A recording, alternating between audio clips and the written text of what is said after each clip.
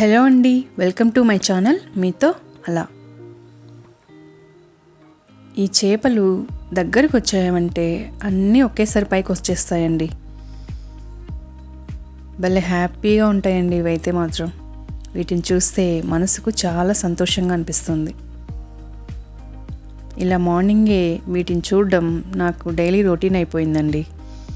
ఇట్లా వీటిని చూస్తూ వీటికి కాస్త ఫుడ్ వేస్తే అవి ఎంత హ్యాపీగా తింటూ ఉంటాయో అసలు.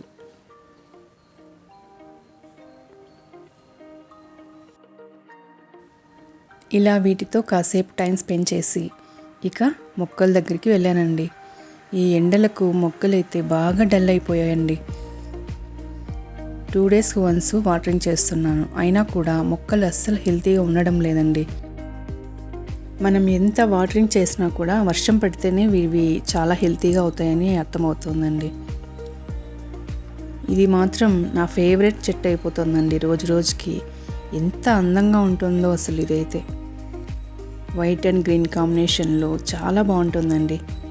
నేనైతే వర్షం కోసం వెయిట్ చేస్తున్నానండి. ఇవి అప్పుడు ఇంకా ఎంతో అందంగా ఉంటాయి. ఇవి చాలా ఎక్కువ మొగ్గలు వచ్చాయండి, చాలా బాగున్నాయి.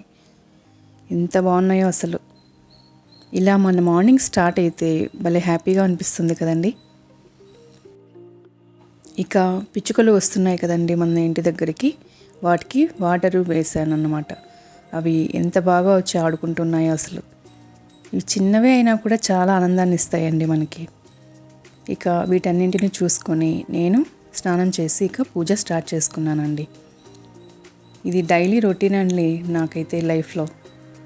నా మార్నింగ్స్ ఆల్మోస్ట్ ఇలానే స్టార్ట్ అవుతూ ఉంటాయి.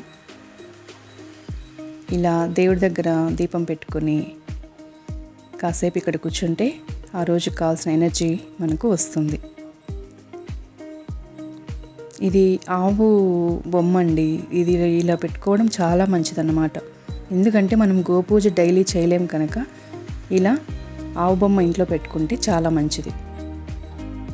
ఇలా పూజ కంప్లీట్ చేసుకొని ఇక టిఫిన్స్ని స్టార్ట్ చేస్తానండి. ఇక ఈరోజు బ్రేక్ఫాస్ట్ వచ్చి నిమ్మకాయ పులిహోర అండి. ఇది చాలా టేస్టీగా ఉంటుందండి. సమ్మర్లో పుల్ల పుల్లగా ఇలా తింటూ ఉంటే మనకు కూడా చాలా బాగుంటుంది. సో ఇలా ప్రిపేర్ చేశాను. ఇక అమ్మ ఇది కలుపుకొని తీసుకొని వచ్చిందండి మురుకులు వేద్దామని. ఇందులో బియ్యపిండి 1 కప్పు, శనగపిండి 1 కప్పు, వాము, ఉప్పు, కారం వేసి ఇలా మొత్తం మిక్స్ చేసి పెట్టుకునింది. దీన్ని మనం ఇలా మురుకుల గొట్టంలో వేసి మనకు ఏ షేప్ కావాలంటే ఆ షేప్లో మనం వేసుకోవచ్చండి. ఇలా ఆయిల్ పెట్టి ఆయిల్ వేడయ్యేలోపు మనం వీటిని ఒక కాటన్ క్లాత్ పైన కానీ ఏదైనా ప్లాస్టిక్ వాటిపైన కానీ ఇలా ముందుగానే ఒత్తి పెట్టుకోవాలి. ఇప్పుడు వీటన్నింటిని మనం కాగిన నూనెలో వేసుకోవాలి. ఇది సమ్మర్ కదండి, పిల్లలందరూ ఇంటి దగ్గరే ఉంటారు కనుక మనం ఇలాంటివి సింపుల్గా చేసుకోవచ్చు. ఆల్మోస్ట్ మన దగ్గర శనగపిండి, బియ్యపిండి ఉంటుంది కదండి, అవి 2 మిక్స్ చేసి కాస్త ఉప్పు కారం వేసామంటే ఇలా చక్కగా మురుకులు రెడీ అవుతాయి. ఇలా వీటన్నింటినీ కాస్త కలర్ వచ్చే ముందు కాల్చుకున్నామంటే కరకరలాడుతూ వస్తాయండి.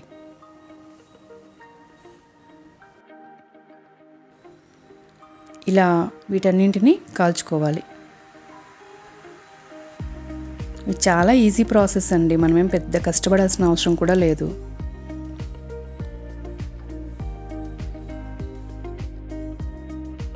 పిల్లలు కూడా చాలా ఇష్టంగా తింటారండి ఇవి.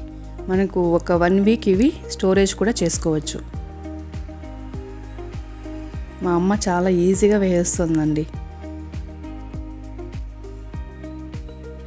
ఇలా మనకు పెద్దవాళ్ళు ఎవరైనా ఉంటే ఇలా చక్కగా అన్నీ చేసి పెడుతుంటే చాలా బాగుంటుందండి.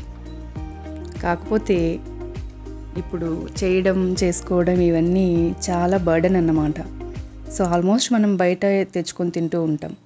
కాకపోతే ఇలా కాస్త సమయం మనం పెట్టామంటే పిల్లలకు ఈ సమ్మర్లో బయట తిండి కన్నా మనం ఇంట్లోనే ఇలా చేసి పెట్టొచ్చు. పైగా ఇవి చాలా సింపుల్ అన్నమాట. చూసారా ఎంత బాగా కాలాయి అసలు. టేస్ట్ కూడా చాలా బాగున్నాయండి. సింపుల్ అండ్ టేస్టీ రెసిపీ అన్నమాట ఇదైతే. నేను ఎక్కువ స్వీట్స్ తినను కనుక నాకైతే ఇది చాలా బాగా నచ్చిందండి. చాలా టేస్టీగా కూడా ఉంది. సో ఇలా ఈ స్నాక్ని రెడీ చేసుకున్నాము. ఇక ఆఫ్టర్నూన్ లంచ్కి బగారా రైస్ పెట్టానండి. సో పిల్లలందరూ ఇంట్లో ఉంటే ఏదో ఒక స్పెషల్ కావాలి అంటారనమాట.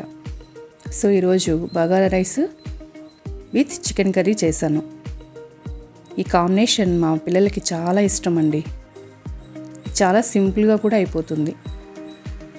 మన ఛానల్లో ఈ వీడియో కూడా ఉంది. సో ఇంట్రెస్ట్ ఉన్న వాళ్ళు ఒకసారి చూడండి. చూసారా బగారా రైస్ ఎంత బాగా రెడీ అయిందో. అలానే వైట్ రైస్ కూడా స్టార్ట్ చేశాను. ఇది మా టీవీ క్యాబిన్ అండి. ఇక్కడ మొత్తం ఇది ఓపెన్ అయిపోయిందనమాట షీట్. ఇది చూస్తూనే ఎంత బాధేసిందో నాకైతే. ఎందుకంటే మనం ఎంతో ఇష్టపడి కట్టుకున్న ఇల్లు కదండి. ఇలాంటివి జరిగినప్పుడు చాలా బాధేస్తుంది. కానీ ఇలాంటి చిన్న చిన్నవి వస్తూనే ఉంటాయండి. సో వీటిని రిపేర్ చేయడానికి కార్పెంటర్ని రమ్మన్నాను.